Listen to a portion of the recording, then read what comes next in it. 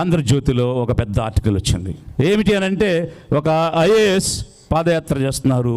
ఎందుకోసమంటే జగన్మోహన్ రెడ్డి కోసం అని రాశారు. అది మొదలైంది. అప్పటి నుంచి తప్పుదోవ పట్టించడం అనేటువంటిది మొదలైంది. ఆ పేపరు రాసేటప్పుడు కనీసం మినిమం జర్నలిజం విలువలు పాటించలేదు. ఎక్కడా కూడా వెరిఫై చేయలేదు. ఎవరిని కూడా వివరణ అడగలేదు. నిజమేంటి, నిజం కాంది ఏంటి అనేది కనీసంగా తెలుసుకోవాల్సిన బాధ్యతను కూడా విస్మరించి వారు నమ్ముకున్న పార్టీ కోసం, వాళ్ళు తిరిగి అధికారంలోకి రావడం కోసం ఎవరినైనా బలి చేయొచ్చు, ఎవరి మీదైనా బురద వేయచ్చు, ఎవరినైనా కూడా తొక్కేయచ్చు, అది మా ఇష్టం, మా రాజ్యం అన్నట్టు కనీసం నాపై రాసేటప్పుడు కనీసం నన్ను వివరణ అడిగి వారు రాయాలనుకుని రాసి కింద నా 2 మాటలు రాసి ఉంటే అది జర్నలిజానికి విలువచ్చి ఉండేది. అది కూడా పాటించలేదు.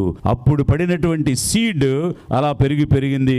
యాత్ర చేస్తూ ఉంటే జగన్ కోసం చేస్తున్నారేమో, జగన్ పంపించారేమో, ఇంకొక బాణం వదిలాడేమో, ఆ రోజు ఒక చెల్లిని బాణం వదిలాడు, ఇప్పుడు ఈయన బాణం వదిలాడేమో, ఇట్లా రకరకాల మాటలు. వెళుతున్న దారిలో ఇక్కడ పోటీ చేస్తారేమో, అక్కడ పోటీ చేస్తారేమో, ఇట్లాంటివన్నీ కూడా నడిచాయి. అయితే ఈ రోజు నేను చెప్తున్నాను ఎందుకంటే ఈ క్లారిఫికేషన్ ఇవ్వాల్సిన అవసరం ఉంది. అనేక రకాలైనటువంటి కామెంట్స్, అనేక రకాలైనటువంటి డిస్కషన్స్ జరుగుతున్నాయి. కాబట్టి ఐఎమ్ క్లారిఫైయింగ్, మాది సర్వ స్వతంత్ర గణతంత్ర పార్టీ, లిబరేషన్ కాంగ్రెస్ పార్టీ. ఎవరికి తల ఒగ్గేది కాదు, తల వంచేది కాదు, ఎవరికి తోక కాదు, తల కాదు, ఎవరి వెంట ఊడిగం చేసేది అంతకంటే కాదు. నేనే ఒకవేళ రాజకీయ అవకాశాలు తీసుకోవాలి అని అనుకుంటే, నేను పనిచేసిన కాలంలో నా కొలీగ్స్ ఉన్నారు ఇక్కడ, ప్రత్యక్ష సజీవ సాక్షులు. మేమందరం ఎంతో మంది ముఖ్యమంత్రులు పనిచేసిన ప్రతి ముఖ్యమంత్రి దగ్గర ప్రశంసలు తీసుకున్నాం. ఆ మాటకు వస్తే నేను సర్వీస్లో చేరిన 6 నెలలకే మొట్టమొదటి ప్రశంస ఇదే ముఖ్యమంత్రి చంద్రబాబు నాయుడు గారు 50 సంవత్సరాలలో ఇవ్వలేని పని. అమలాపురం రెవెన్యూ డివిజన్లో 12,000 పట్టాలు ఇస్తే 6 నెలల్లో విజయ్ కుమార్ 18,000 పట్టాలు ఇచ్చాడు. 50 సంవత్సరాల చరిత్రను తిరగ రాశాడని ఇదే సీఎం అసెంబ్లీలో చెప్పాడు, పాలిట్ బ్యూరోలో చెప్పాడు, కేబినెట్ మీటింగ్లో చెప్పారు. సీఎం స్థాయిలో ఒక సబ్ కలెక్టర్, ఆర్డీఓ స్థాయి ఆఫీసర్, చాలా చిన్న ఆఫీసర్ అయినా కూడా అంత స్థాయిలో రికగ్నిషన్ పొందగలిగాము అని అంటే చరిత్ర తిరగ రాశాము కాబట్టే అంత స్థాయిలో రికగ్నిషన్ వచ్చింది. అలా ముఖ్యమంత్రుల నుంచి ప్రశంసలు పొందడం, మెరిట్ సర్టిఫికేట్స్ తీసుకోవడం, కిరణ్ కుమార్ రెడ్డి గారి దగ్గర 20 సూత్రాల ఆర్థిక పథకంలో గొప్పగా చేశామని షీల్డ్ తీసుకోవడం, ఇట్లా ప్రతి ముఖ్యమంత్రి దగ్గర. ఇంతకుముందు చెప్పారు, మన ధర్మ చెప్పాడు తన యొక్క స్వీయ అనుభవం. 63% ఉన్నటువంటి నిరక్షరాస్యత ఉన్నటువంటి ప్రకాశం జిల్లా కేవలం 63% ఉంది.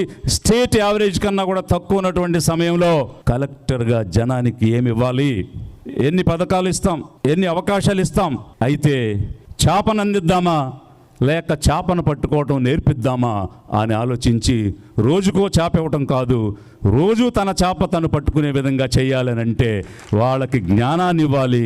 కాబట్టి అక్షరం నేర్పించాలి, అక్షరాస్యత చేయాలి అని అక్షరాస్యత ఉద్యమం తీసుకొని వస్తే 63 ఉన్న దాన్ని 78% లిటరసీని పెంచినందుకు రాష్ట్రపతి ప్రణబ్ ముఖర్జీ దగ్గర నుంచి అవార్డు తీసుకోవడం జరిగింది ఒక కలెక్టర్గా.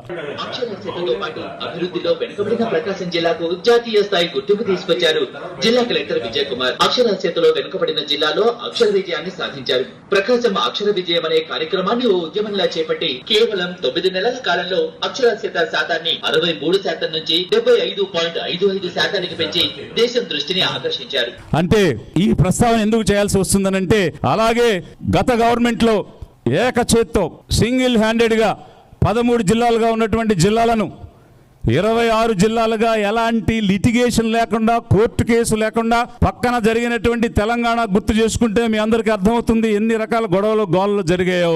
ప్రశాంతంగా, సామరస్యంగా 26 జిల్లాలు చేసి వాటిని ఎస్టాబ్లిష్ చేసినందుకు ఒక ముఖ్యమంత్రి కాదు, మంత్రి కాదు, యావత్తు క్యాబినెట్ ఒక రిజల్యూషన్ చేసి ఒక ఆఫీసర్కి ఎంటైర్ స్టేట్ హిస్టరీలో ఒక క్యాబినెట్ ఒక ఆఫీసర్ని అప్రిషియేట్ చేస్తూ రిజాల్వ్ చేయటం అనేటువంటిది ఎప్పుడు జరగలేదు. అది గత ప్రభుత్వంలో జరిగింది.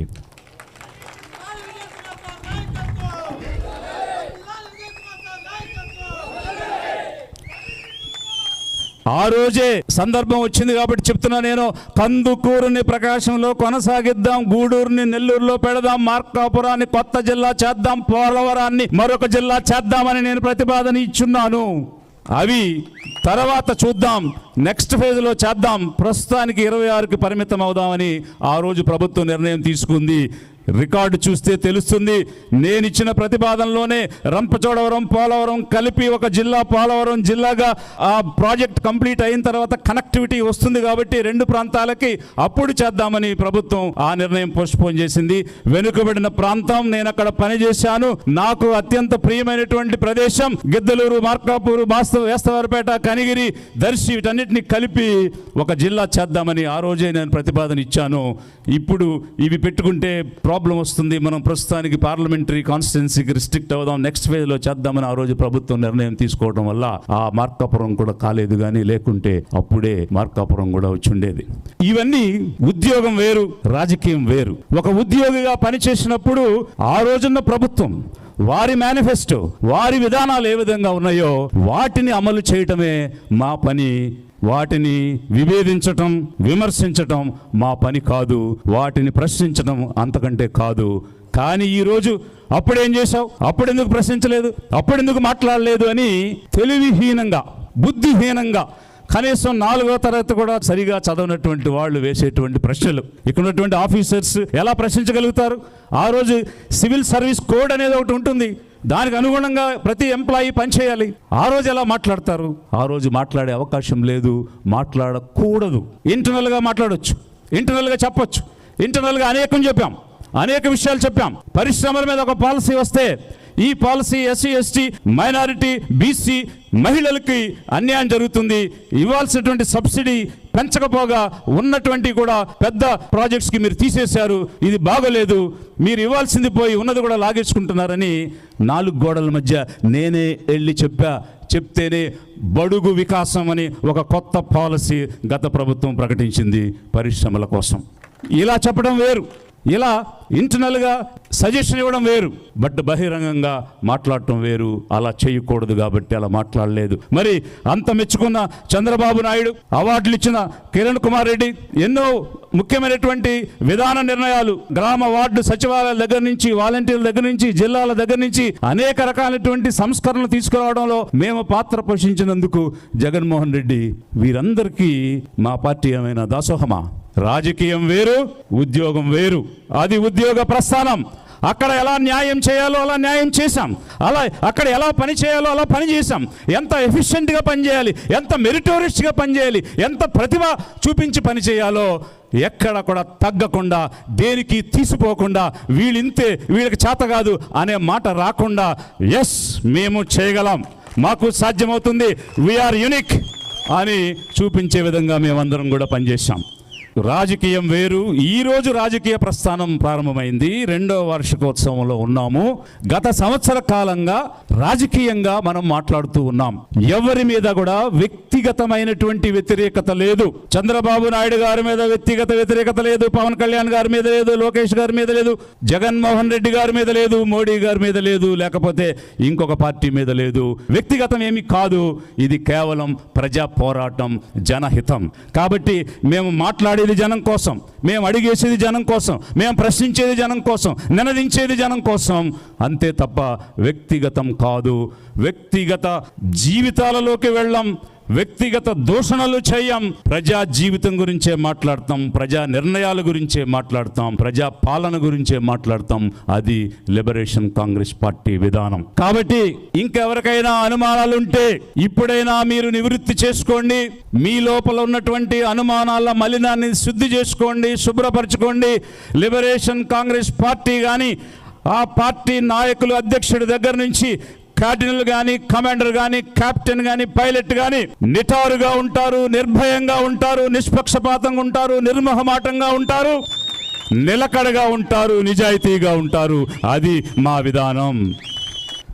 సోక్రటీస్ ఒక మాట చెప్పారు, అదేమిటంటే దూషణ అనేది ఓడిపోయిన వారికి ఆయుధంగా మారుతుంది అని.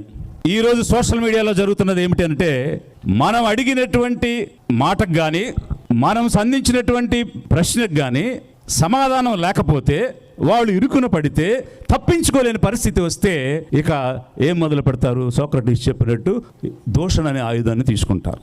ఒక ఫిల్దీ లాంగ్వేజ్ స్థాయిని మరిచి ఎవరితో మాట్లాడుతున్నాం, ఎవరిని కామెంట్ చేస్తున్నాం, మనమేంటి, మన స్థాయి ఏంటి, అవతల వ్యక్తి ఏంటి, వాళ్ళ అనుభవం ఏంటి, వాళ్ళ జ్ఞానం ఏంటి అనేటువంటిది ఏది కూడా పరిగణలోకి తీసుకోకుండా నోటికి ఏది తోస్తే అది మాట్లాడుతున్నారు అని అంటే కేవలం అది ఒక వీక్నెస్, అది ఒక బలహీనత.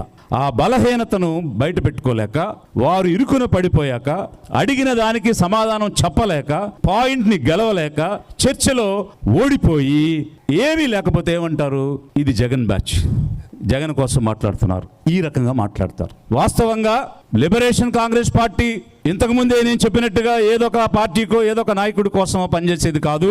అధిక జనం కోసం పనిచేసేది, పేద జనం కోసం పనిచేసేది, ఎస్సీ ఎస్టీ ఓబీసీ మైనారిటీ ఓసీల్లో ఉన్నటువంటి పేదలను అధికారం వైపు నడిపించేది. అలాంటి పార్టీకి మీకు చేతగాక మీరు స్మరణ చేసుకుంటున్నారు ఎవరిని అని అంటే మీకు ఆన్సర్ లేదు కాబట్టి, తిరిగి సమాధానం చెప్పలేకపోతున్నారు కాబట్టి జగన్ అంటే సరిపోద్ది అని పదే పదే మీ ప్రత్యర్థి నామస్మరణాన్ని మీరు చేసుకుంటున్నారు. సిగ్గుపడండి. అతను కూడా అన్నిసార్లు అనుకున్నాడు అతని గురించి, మీరు అనుకుంటున్నారు. సిగ్గుపడండి, సిగ్గు తెచ్చుకోండి. ఇకనైనా ఆ పేరు మాట్లాడటం ఆపండి. మాకు ఆ పార్టీకి ఎలాంటి సంబంధం లేదు.